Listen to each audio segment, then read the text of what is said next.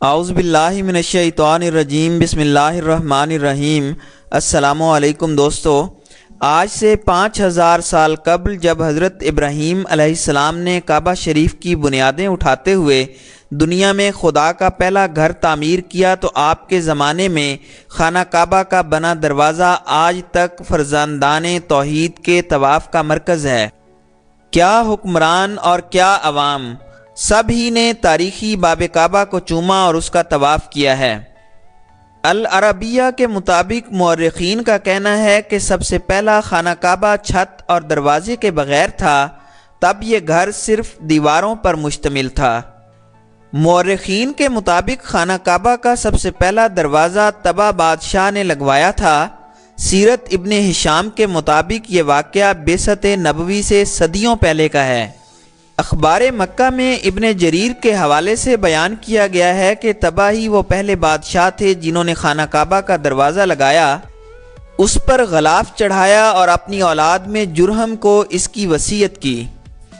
انہوں نے خانہ کعبہ کو پاک صاف کیا، اس کا دروازہ بنایا اور ایک چابی بھی تیار کی گئی۔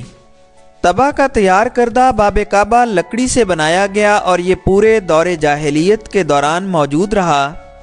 بعثت نبوی اور عہد اسلامی کے ابتدائی دور تک وہی دروازہ موجود تھا۔ اسے حضرت عبداللہ بن زبیر نے تبدیل کیا۔ انہوں نے 11 ہاتھ لمبا باب کعبہ تیار کیا جسے خانہ کعبہ میں نصب کیا گیا۔ مورخین کا کہنا ہے کہ باب کعبہ طویل عرصے بعد 64 ہجری میں حضرت ابن زبیر کے دور میں تبدیل کیا گیا، تاہم حجاج بن یوسف نے سیدنا ابن زبیر والا باب کعبہ تبدیل کر کے دوبارہ 6 ہاتھ والا دروازہ لگایا۔ اس کے بعد 1045 میں باب کعبہ دوبارہ تبدیل کیا گیا، اس پر چاندی کی کلی کی گئی اور 200 رطل سونا چڑھایا گیا۔ خانہ کعبہ کا یہ پہلا باب تھا جس پر کلاکاری کی گئی۔ یہ عثمانی دور سلطنت میں سلطان مراد چہارم کے زمانے کا واقعہ ہے۔ ان کا تیار کردہ دروازہ 1356 تک قائم رہا۔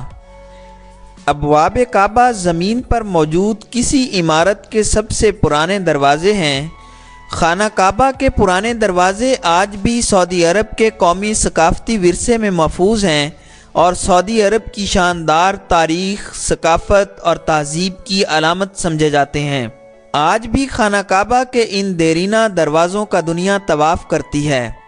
3 صدیوں کے بعد سعودی سلطنت کے بانی شاہ عبدالعزیز آل سعود نے 1363 ہجری کو خاص طور پر ایک نیا باب کعبہ تیار کرایا۔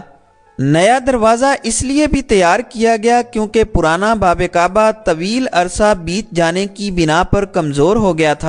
شاہ عبدالعزیز کے حکم پر خانہ کعبہ کے لیے نیا دروازہ 3 سال کی محنت سے تیار کیا گیا۔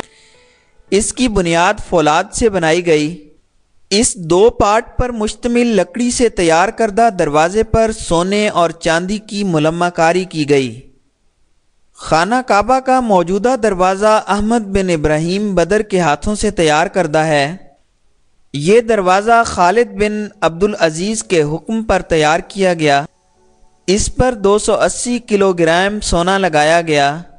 اس کی تیاری میں 10,43,020 ریال یعنی 3,88,58,229 پاکستانی روپے خرچ ہوئے، جبکہ سونا اس کے علاوہ ہے۔ اس کی تیاری میں مسلسل 12 ماہ لگے اور اسے 1398 ہجری میں خانہ کعبہ کی زینت بنایا گیا۔